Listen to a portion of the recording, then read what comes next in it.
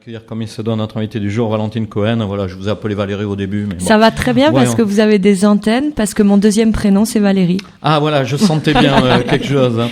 Alors c'est vrai qu'on va parler théâtre, mais pas seulement, hein, parce que voilà, vous êtes comédienne, metteur en scène. Il y a tout un travail de sensibilisation dans les collèges, les lycées. Vous avez été sélectionné par le rectorat. On a beaucoup de choses à dire. Alors je sais pas du coup par quoi commencer, si ce n'est planter entre guillemets le décor. Donc que ta volonté soit faite au pont tournant du 21 au 23 janvier. Ouais, tout à fait. Donc ce week-end. Oui, disons que la première là c'est jeudi soir après-demain et après il y a deux scolaires jeudi après-midi. Représentation scolaire. Représentation scolaire jeudi à 14h, vendredi à 14h et le soir c'est à 20h30 au théâtre du Pont Tournant, oui.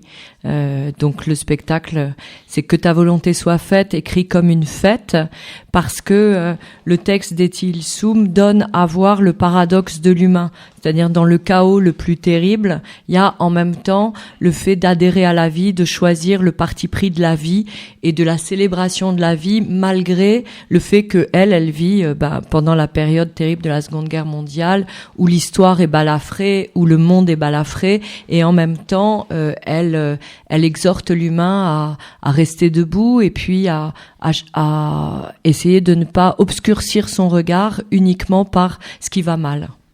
Voilà, c'est la transmission de la mémoire, hein, parce que c'est un sujet important, hein, qui prône la parole d'ouverture et l'intolérance, pour reprendre le communiqué. Alors, pourquoi avoir choisi ces textes, en particulier ce sujet?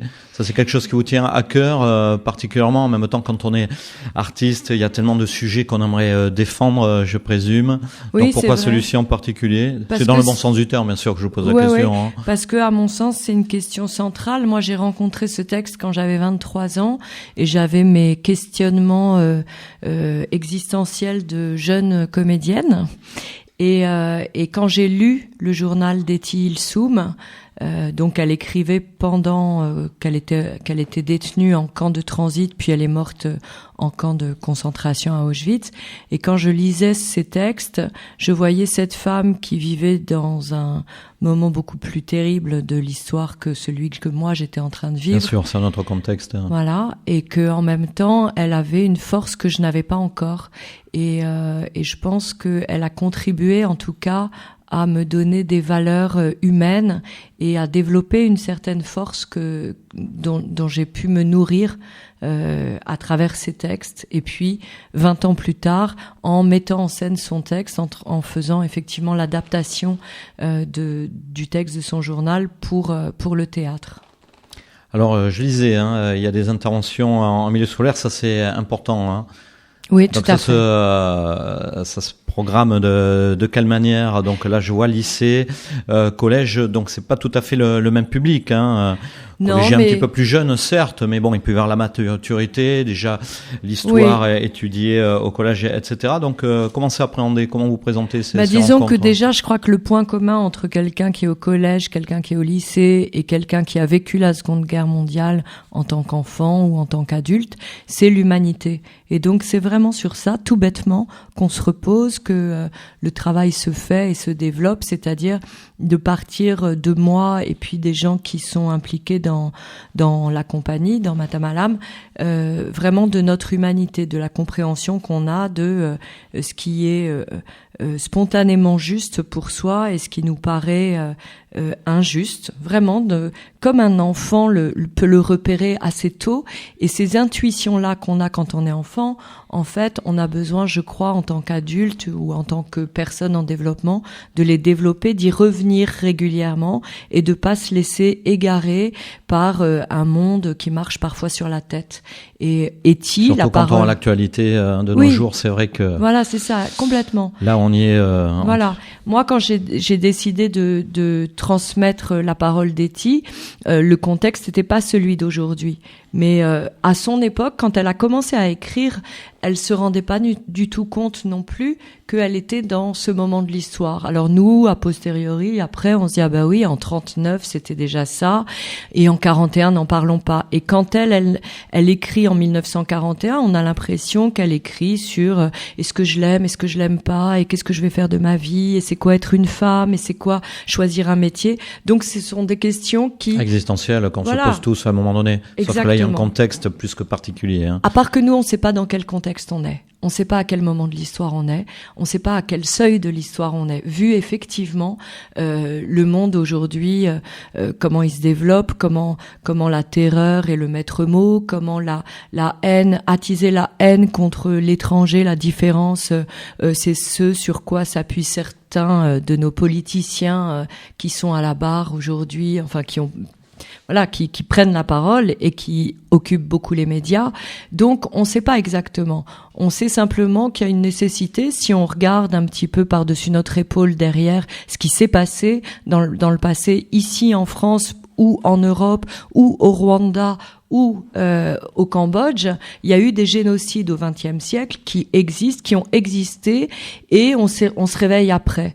Donc ici maintenant, c'est la possibilité ici et maintenant de réfléchir au monde tel qu'il est, avec toujours nos questions existentielles, et les jeunes encore plus que quand on a 40 ans, mais en même temps de se dire bon, ok, il y a ma vie, mais il y a ma responsabilité de citoyenne, de citoyen. Je construis le monde dans lequel j'ai envie d'évoluer, et du coup comment je me positionne par rapport aux jeunes avec qui je travaille. J'étais ravie de voir que Michael, pour ne pas le nommer. Voilà, Michael, pour ne pas le nommer, fait un stage ici, alors qu'il sera avec nous le 27 janvier pour la journée de commémoration des génocides, et qui sera au théâtre du Pont Tournant le 23 janvier aussi avec nous. Ah, c'était dans ça, et nous disait qu'il n'était pas disponible le 23. C'est ça, non, il sera avec mieux, nous. Mais c'est tant mieux, effectivement. Ouais. Il va œuvrer.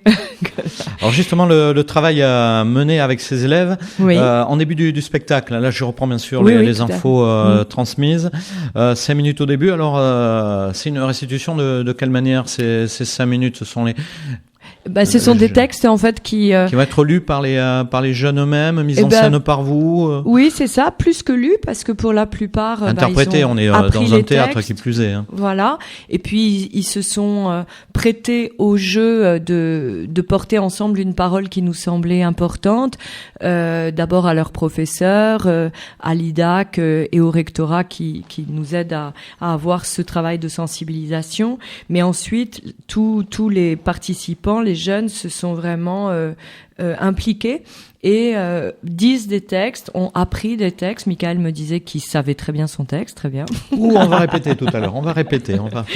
Et ce sont des textes justement qui s'appuient sur des auteurs ou des témoins qui ont vécu dans les différents génocides, pendant les différents génocides du XXe siècle. Donc il y a des textes de Ritipan qui témoignent du génocide au Cambodge et dans la période Khmer.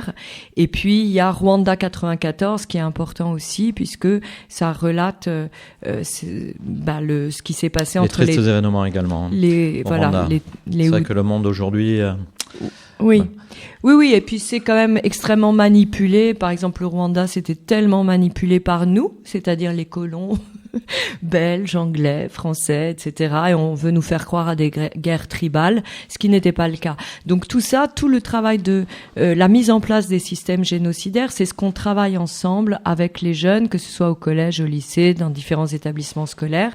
Et eux s'emparent de quelques textes. Moi, je leur fais des propositions sur des extraits, ils les choisissent, on les travaille ensemble. Et puis ensuite, effectivement, ils vont être 5 minutes au début du spectacle, comme un relais en fait. Eux transmettent quelque chose aux spectateurs présents, puis ils me passent le relais, et moi je continue à transmettre et à être relais de la parole d'Etty Ilsoum, qui elle-même souhaitait atteindre justement les gens qui vivraient après elle. Et elle avait grand espoir en nous. Elle disait, après cette époque, elle écrivait ça en 42, après cette époque viendront des temps nouveaux. Je les sens déjà se développer en moi, des temps beaucoup plus humains. Alors, on va essayer d'être à la hauteur de ces espoirs-là. Alors le 27 janvier, c'est une date également importante, hein. Enfin, vous allez me dire tout important. Alors il y a des journées commémoratives. Alors souvent on dit c'est bien d'avoir un focus à un moment donné, mais il faut que le combat entre guillemets continue. Alors qu'est-ce qui va se passer sur cette journée du 27 janvier, journée de commémoration des génocides? L'histoire va continuer bien sûr. Et du coup, ces textes qui ont été appris et qui vont être portés par ces jeunes Aquitains, en l'occurrence, vont être restitués devant le parvis de la synagogue rue Joseph Cohen et sur le parvis de l'école de la magistrature, qui est un haut lieu aussi symbolique par rapport aux lois, puisque c'est les lois qui nous bâillonnent et c'est les lois qui nous libèrent. Donc c'est important justement que dans cette inscription dans la légalité, il y a des lois iniques qui ont été énoncées entre 1941, enfin bon, toute cette période. Il y en a encore aujourd'hui où on peut se demander si elles sont bien légitimes et s'il vaut pas mieux désobéir, et puis d'autres auxquelles on a besoin de répondre et de se soumettre pour une justice plus grande dans la communauté citoyenne. Et le 27 janvier, donc effectivement, comme vous le disiez, c'est la journée de commémoration des génocides partout en France, en Europe aussi d'ailleurs, mais c'est pas seulement une photographie sur ce qui s'est passé, mais plus toujours dans l'idée que ici et maintenant, comment je m'ouvre à l'autre, comment je peux avoir le courage de la tolérance, le courage d'accepter la différence de l'autre et de pas la prendre comme une menace, mais plutôt comme un enrichissement. Et on pourrait imaginer des vases communicants entre nos différences à tous pour être plus à l'image d'une humanité qu'on aime. Voilà, ce sont des belles paroles et que l'on partage, bien sûr. Ce sont des valeurs. Il faudrait, bien sûr, voilà, ça reste des mots, mais heureusement qu'il y a notamment par des entrées, je veux dire, artistiques et théâtrales. Ça permet de faire passer un message de manière différente. Nous, on est co-organisateurs des apéros d'origine contrôlée, là également. Hein. Ça moyen de parler de sujets d'actualité. Et puis, on peut avoir également un petit peu de légèreté, entre guillemets. Alors, Valentine, pas qu'on s'ennuie, absolument pas. Mais si on veut plus d'infos sur que ta volonté soit faite, alors j'ai vu Facebook notamment. Oui, j'ai relayé sur le Facebook de la radio. Voilà. Site internet, comment on peut avoir plus d'infos? Sur le site du théâtre du Pont Tournant, j'ai pas le numéro de téléphone par cœur, mais bon. C'est compliqué de donner des numéros de téléphone, mais on va rappeler bien sûr les dates, etc. Et puis sur le Facebook de Matamalam, l'événement est mis aussi sur le Facebook du théâtre du Pont Tournant. Matamalam.org. Oui, c'est ça. Ça, c'est le site, mais sans ça, sur le Facebook, ça y est. Et oui, il faut réserver parce que, par exemple, le jeudi soir, c'est complet. J'allais venir, justement. Donc, voilà.